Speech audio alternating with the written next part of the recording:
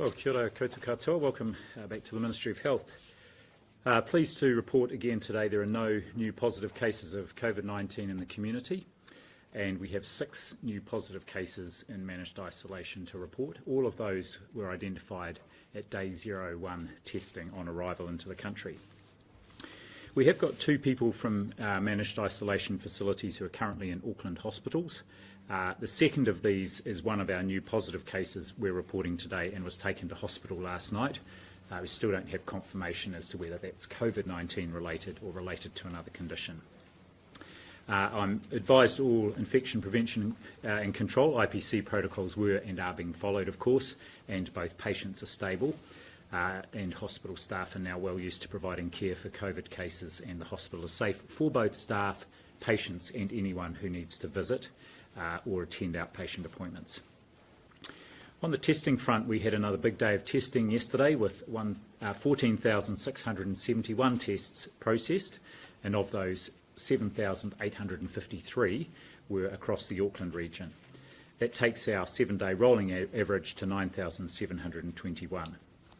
There are 11 community-based testing centres open in Auckland today again, and a reminder that people can also get tested at their GP or at an urgent care centre. There will be pop-up testing today at Ngā Whare Wātea Marae in Mangere, and the Auckland DHBs are working closely with Tūruki Healthcare there. Today our contact tracers are focusing on further follow-up of close contacts, all of whom have been tested already once and returned negative, and close plus contacts related to the MIT and city fitness locations of interest. Since Monday, 45 home visits have been undertaken by welfare providers in Auckland in partnership with the local public health service, and I should say that in all 45 of those visits, the people whose homes they visited and who were expected to be isolating were isolating. Of the 185 attendees at City Fitness in Hunters Plaza on the 26th of February, these are all identified as casual plus contacts. 156 of them have returned a negative test, and there are 29 people who are due for testing, and we are following up those results today. Likewise at MIT, there are 44 casual plus contacts from the 22nd and 25th of February. 2 have returned negative day 5 tests, and all have been successfully contacted. The other 2 who haven't yet returned a test result, that has been followed up. On the Kmart front, of the 1,882 people who were at that exposure event, that has visited the Kmart on the 2 evenings where one of the cases was working, 43 have not yet returned a test result. 42 of these have actually we've been in touch with, and they are complying with isolation requirements and are being actively supported to have a test. If they can't get out and about to do that, then we can send a mobile testing centre there. And finally, on Papatoetoe High School, in terms of contact tracing, there are 11 high school students we don't have a second test result on yet. 8 of those were visited yesterday. They are from 6 separate households, and mobile testing vans are taking tests from them today. 2 of the remaining students have refused to test, and they are being managed with isolation plans by Auckland public health officials. And there is 1 outstanding student that contact tracers are working actively to find, but I should say that student is known of because they also have previously returned a negative test between the 15th and 19th of February. On the wastewater testing front, further results from ESR testing have been returned, and samples taken on Monday at 3 Auckland sites, which include wastewater from Papatoetoe, have come back negative for the virus, and samples from Christchurch and Rotorua were also negative. We'll report further testing results as we get them. On saliva testing, which I know there is keen ongoing interest in, we are continuing to trial this in our quarantine facilities and investigating how it can add value to our current surveillance testing regime in New Zealand. I just saw yesterday actually a report from the Australian Public Health Laboratory Network with their conclusions around the use of saliva testing, and like us, their view is that in a very low incidence situation like we have in both Australia and New Zealand, that the nasopharyngeal PCR based test is still the one to use, but that saliva testing can play a role in surveillance testing. In other words, the asymptomatic testing we are doing of our border workforce in particular. And at this stage, that's our view as well. We are doing the trial in our quarantine facilities, but also working with 2 or 3 private providers who have established saliva testing and now validated that with one of them, and most likely we're planning to see if we go into an arrangement with one of them to look at using this as a complementary testing method in our border workforce. Healthline continues to be busy. We'll publish the numbers on our statement. The longest wait time yesterday, though, I can say, was 11 minutes. Finally, on our vaccine program, which continues to roll out, including in Tamaki Makaurau, despite Alert Level 3, we have got more than 800 vaccinators now around the country who have completed the specific training module for the Covid-19 vaccine, that is to use the Pfizer-BioNTech vaccine.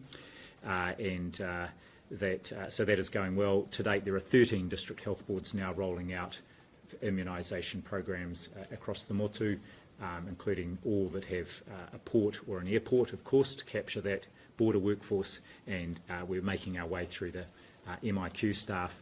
And by midnight last night, we were over 2/3 the way through that border workforce, having had their first vaccination. So good progress there. I'm happy to take questions. With no new cases in the community again today, is Auckland in Alert Level 3 still justified? At this point in time, yes, it is. And the main reason being there that the reason we gave advice around using Alert Level 3 in Auckland was because we had, in case N, an active case who had been in the community for nearly a week, and the last significant exposure event was on that Friday afternoon at the gym. And we're not yet a week on from that. Yes, we have found many of the people who were at that gym. They're all casual plus contacts, and so far the testing is promising, but there is still some who we need to get test results back on. And of course we need them to remain isolated until we get those negative test results. So now is not the time really for the Cabinet to be reassessing whether we jump out of those alert levels earlier? No, not today, and they are planning to meet tomorrow afternoon with our advice and make a decision about whether Alert Level 3 continues beyond when the current one is due to expire, which is later on Saturday evening. What are the key pieces of information that will inform your advice to Cabinet? Look, so there's a set of criteria that we always report on, and some of those are fairly routine around lab capacity, and we've got very good capacity in our labs, around 25,000 tests we can process each day. They're around contact tracing capacity. So we always provide advice around those two things.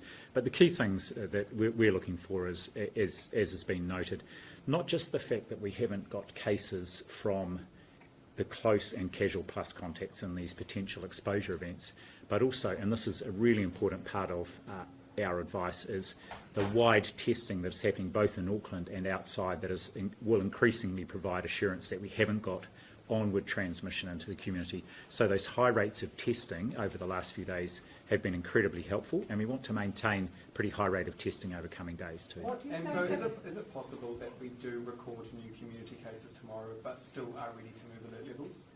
It would depend where those community cases were from, and also, of course, now we can rapidly get the whole genome sequencing, being able to both epidemiologically and genomically link them back to our existing cases. Remembering, though, that all our 15 cases we have got are within 4 families. All those families are contained, including the most recent one in the Auckland quarantine facility.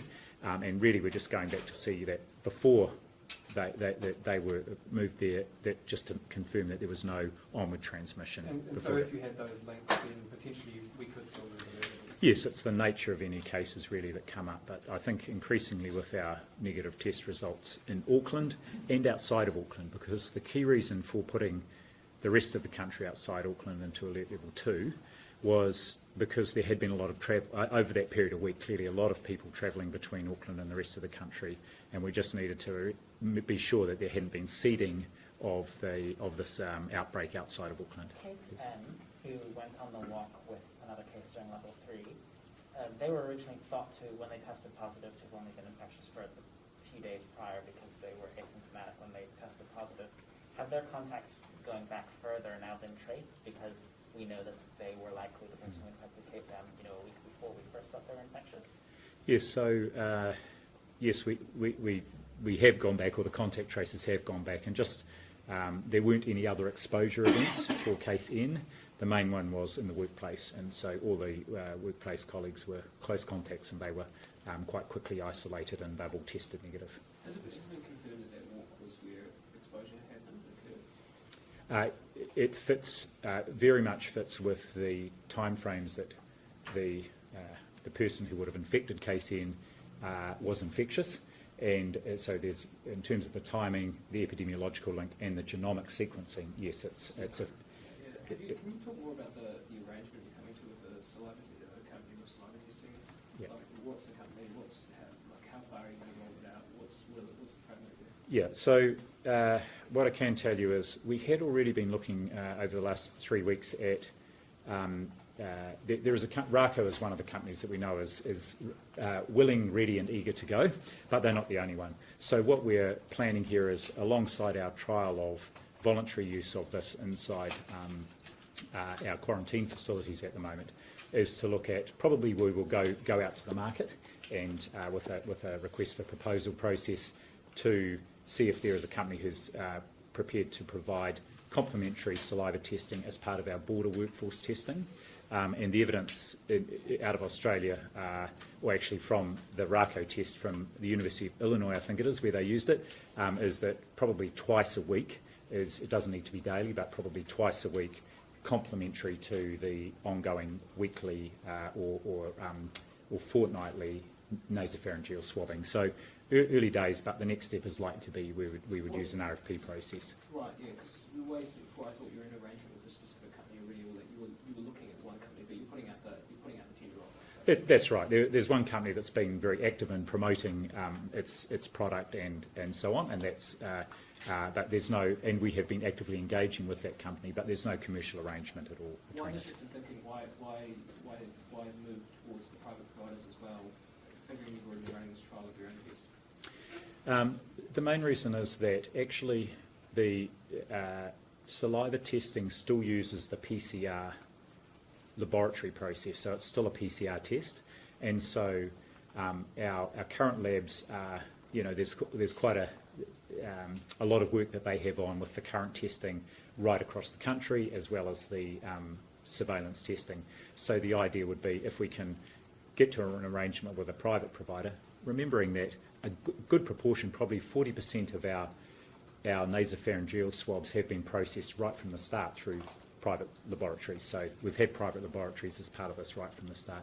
But it would be so that we don't disrupt or compromise any of our current testing capacity, especially when we need to use that in a situation like now where we need to have that surge capacity online. On the trials for the nasal swabs, do you have any sort of numbers or metrics around how many people you'd want to try that on before you'd sort of deem successful? So you mean the saliva testing? Yeah. Yeah. Sorry, the saliva Yeah. testing. So I guess we've now validated, I would say, validated the science. So what the RACO in particular had put forward is the accuracy of the test compared with using a nasopharyngeal swab. I guess what the trial is about is really about acceptability and the practicalities of getting the samples, getting them to the labs alongside all the existing IPC and testing protocols in our facilities. So that's just giving us some useful information about what's the simplest process to establish to be able to then incorporate saliva testing as part of the ongoing surveillance testing. Do you have a time frame for those trials, or when you expect them? Well, they're ongoing at the moment, and I don't have a time frame for when that RFP might be going. The request for proposal might be going out, but it's actively underway. Yes. What would you like to see over the next 24 hours in terms of being confident of moving down to that levels at the weekend, and what at the moment are your biggest areas of concern? So I think what we will be looking for over the next 24 to 48 hours, right through up till the final decision, is continuing that our close contacts remain in isolation, and we've got that at the moment, and the first tests were negative. That's good. I'd like to see the tail of those casual plus contacts, particularly from the gym visit, which is the last of the sort of big exposure events, last Friday afternoon. We'd like to see those test results coming in, and we're actively chasing those. And then, of course, just not seeing any other cases pop up from the testing across the community, because we're pretty confident now we've got a sharp perimeter around this particular outbreak. All those things will give us confidence that there hasn't been onward transmission. Yeah, it sounds like there are some individuals who find it hard to contact or who are refusing tests at the moment. Is that concerning, or is it not? It's not really concerning. I guess, just to come back to our high school, where we had extraordinarily high rates of testing amongst the students and staff, not just the first time round, but also for that follow-up test. And I mean, this has been the case right from the start, that the vast majority of people who understand what's required do voluntarily get the test done, and of course isolate. And again, right from the start, this is not an enforcement-based approach. And I think we saw this morning that police released the data that I think they've done 1,000 prosecutions since March last year. And my understanding is most of those are for overt, repeated breaches of alert level expectations. But the vast majority of people are doing what's asked of them, and I understand all the data around traffic volumes and so on in Auckland is the same this time as it was in August in the Alert Level 3 that was in August as well. So people know what's expected and they do it, and that's how we've been successful. So with the vaccination program, there's been some push for the South Auckland community to be prioritised for vaccines. Is that something that you would like to see happen sooner for that group? What I can say is it's something we're already thinking about, and one of the reasons here is if we think about our border workforce, which is the majority of them are based in South Auckland, and also the fact that the last 2 outbreaks we've had in the community have been in South Auckland, we're putting a layer of protection by vaccinating that border workforce and their whānau, and then I think it makes sense that very early on when we start to roll out further, the next layer of protection out would be to not just protect that community, but we would be protecting the wider country by vaccinating that community. So I've asked the team to start doing some thinking about how we would, when we start that wider rollout, go first into the South Auckland community, absolutely. With those, Jim, tests that you are waiting for, given the significance of those test results, is it a bit frustrating that they are taking a bit of time to come back? Not frustrating at all. I mean, it's. I think there's been a lot of publicity. People know what the requirement is. All these people have been identified and contacted. Sometimes it's just a matter of doing a match from when the test was taken to be able to match it in the laboratory database, so we're confident we've got a negative test result on people. Sometimes, just to get those last few people, we do have to send mobile units out to test them, but I'm confident we will be able to get there. Would you categorise those test results as a priority? Yeah, the priority is for us is to make sure we have tied up all the loose ends from the college, from the testing of other casual plus contacts, for example, in the earlier Kmart exposure, and in particular from MIT and the gym last week. How effective has the wastewater testing been? For instance, were they able to pick up these papatoetoe ones?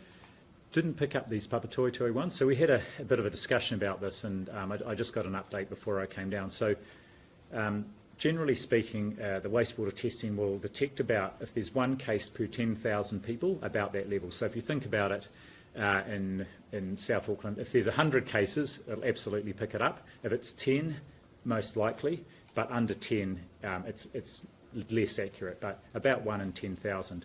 But what we do know is that we've been doing testing of the pipe that drains out from the area that the Jet Park Hotel is in, where we have our confirmed cases, and we routinely pick up positive wastewater test results there. So we know it works. That's our benchmark. But none of our results in papatoetoe over the last 2.5 weeks have shown that there have been enough cases to register a positive result there. Is that problematic then, I guess, moving forward, because if we continue over time to have these sorts of size clusters, and this is kind of what the future looks like, in effect, does wastewater testing kind of become a little bit redundant in that? Well, talking to our Australian counterparts, where they use it quite extensively, and you might have seen in the last Melbourne little scare they had, they found positive results from different parts of the community around Melbourne, which is where they then directed their testing efforts. So it's complementary. The way they describe it provides another level of assurance. In other words, if we're getting tens of thousands of negative PCR test results from testing across the community, and our wastewater testing is negative, that's another level of assurance that we haven't got community transmission out there. But you can't actually rely on a negative result, because a negative result won't necessarily pick up a small amount, so No. you wouldn't be using that as a factor necessarily anyway, would you? A factor in And whether advising. there is actually community outbreak somewhere, you can't rely on that if the number's small. If the number is small, but again, if the number's small, then that gives and we've got negative testing of the wastewater and negative tests from all the community testing, it helps us triangulate that we're not missing something. In other words, there's not a chain of transmission out there that might have half a dozen, 10, 20 people that we would pick up through the wastewater testing. On the communications to the Whakatau High School students, have you identified anything that could be done better or differently in that? Not yet, but we will do that as part of that. We always go and do a formal sort of review with the Public Health Unit, ourselves, our Contact Tracing Centre and our all of government colleagues, so we go right back through and do that in a more systematic way. So clearly that's something that's come up and that we would be looking at. We've had different views expressed on that, but what I would go back to and say that the college community, I think, responded fantastically, and I think it wasn't just the letters, but the communication that went out from the principal was clearly very good in helping provide the guidance and the expectation on the community. So we'll have a look at that, and I think there was a key learning there as well, that where you've got really good, visible, consistent leadership, like we had it from the college, that is hugely helpful. It's, again, complementary to any messages we might put out publicly or any specific letters that the community might get. And just on test refusals, do you have sort of any insight into why they're being refused? No, I don't. The Prime Minister asked me that very question. But look, I think we see this as well in managed isolation. It may be just a belief system. It may be, there is a small number of people who subscribe to a belief that COVID-19 doesn't actually exist.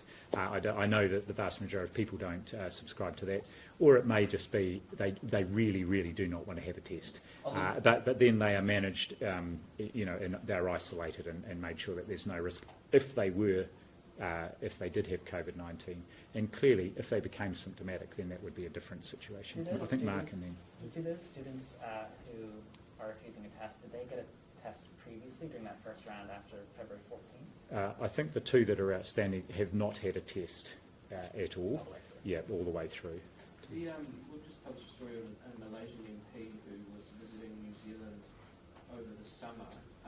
It's unclear how he was permitted into the country or whether he was in the managed isolation system. Do you know anything about this case? Were you ever asked to provide help advice for any sort of exemption to the MIQ system for this case? Sorry, I don't know anything about it. I'd have to go and find out the details on that one. On the 23rd of February, when you announced case I was a case, you said no one else in the household had symptoms. Yesterday it was said another sibling had symptoms on the 19th.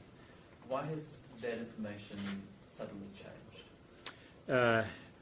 Whenever we do a stand-up or put information out or communication out, we provide the information that we have at that time. And we always find that changes as further discussions are held with the families and family members. And in particular, with really good questioning about the sorts of symptoms people might have had that they might not necessarily have ascribed to COVID-19. So the information does change, and our commitment is to make sure we're providing the current information in a timely way. The day after, on the 24th, you spoke about more uncommon symptoms linked to the UK variant of aches and pains. Do you think it would have been useful to talk about those symptoms earlier on in our meeting?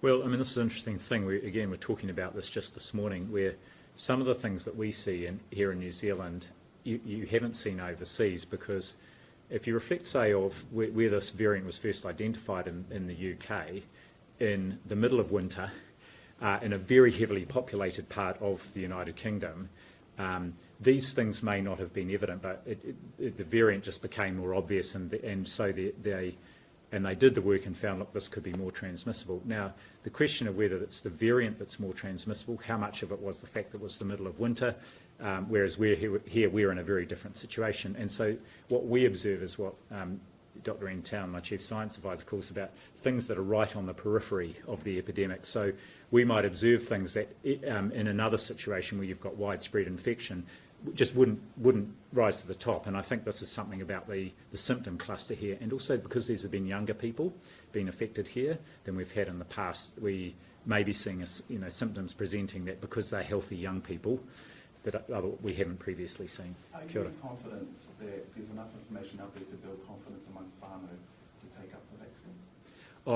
I'm confident we've made a really good start, but I also know we've got to just be absolutely meticulous in getting our advice out and information out through a range of channels, and having people who whānau, hapu iwi, actually trust. So people they trust, pointing them to the information, the right information. So that's been a focus right from the start. I think we've made a good start, but we're in the long game here, so we've got to keep the effort. Do you have a date on when that information will start to trickle down to people, like especially kaumata koe in rural areas? Look, I think it's already out there, but it's now we haven't gone live with the very big campaign yet, partly because at the moment our vaccination program is very focused on those border workforces. So our information and our campaigns were focused on those workforces and their whānau, but there has been engagement already with regular engagement with iwi leaders and other Māori leaders, just to make sure that the initial information is there, and of course the information on our website, which has already been translated into Māori and other languages. And so just following on from that, just to clarify, so a couple of weeks ago it was indicated that sort of the first stage of this public information campaign will launch mid-February, the second stage will launch in April. Is that sort of border workforce campaign, is that the first stage, and the big TV ads and everything, that's April?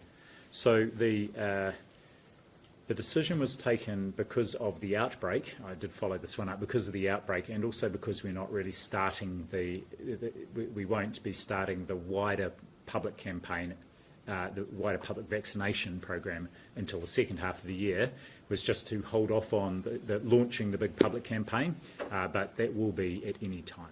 So the plans sort of changed a little bit because of the... Yes, because the outbreak and that became a focus, but it didn't disrupt or hold up the start and the ongoing rollout of the vaccine and among the border workforce. And Brian Tamaki's now been spotted in the South Island. As our health boss, what do you make of that? Oh, he does get around, doesn't he? Yeah. Goodness. Is that putting people at risk, though, the fact that he was in Auckland, then sort of came down the North Island, now he's in the South Island, who knows? Well, there was a lot of travel from people out of Auckland to the rest of the country, and that's why we, I'm just getting my time reminder there, that's why we are using alert level 2 in the rest of the country.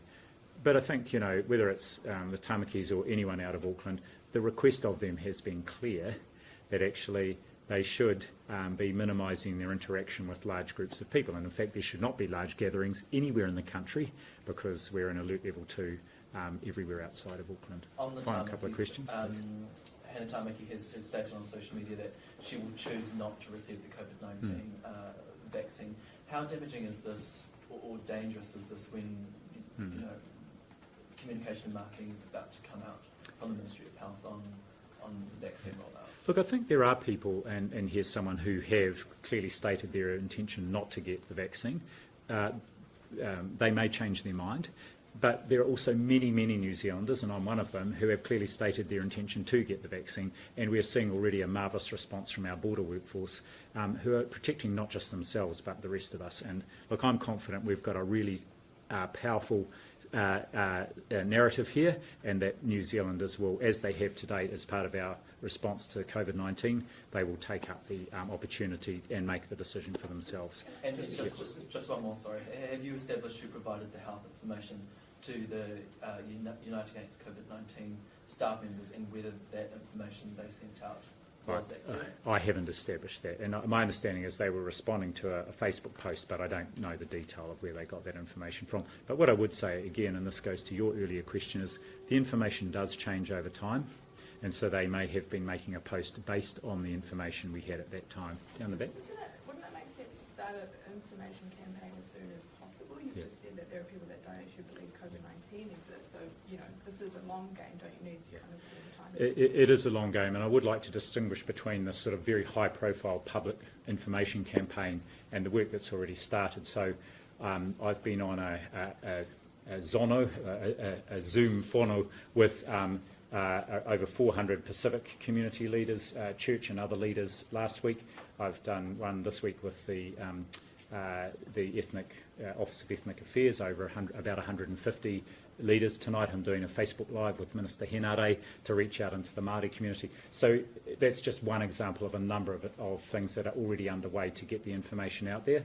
And that's a deliberate part of an ongoing communications effort, but it's just the wider public information campaign that hasn't yet gone live, but obviously there's a lot of information already available. Just quickly from up in Auckland, but I was curious to know, why haven't we received an application for the Novavax vaccine yet? I presume that means MedSafe, Ministry of Health, received an application for that vaccine. Yes, so we've had applications obviously from Pfizer, AstraZeneca and Janssen. The Janssen one is the next most advanced, and I asked for Chris James, the head of MedSafe, just for an update on that. They've got information coming in on a rolling basis, and they are planning to convene the committee that reviews all of that information in mid-April, and then we'll act on their recommendation after that. AstraZeneca is on a slightly slower time frame, but the Novavax vaccine is, again, it's just further behind in terms of the clinical trials, so we haven't yet had a formal application, but we're in discussion with the New Zealand agent of the manufacturers. Do you have a tagline? Do you have a tagline for the campaign? Unite for the vaccine or the like? That's been worked on by people who are brilliant in this regard, not me. But I'm very simple on this. I just encourage people to go and get good information, and really strongly encourage people to be vaccinated. This is a safe and effective vaccine. Thanks very much. Thank you.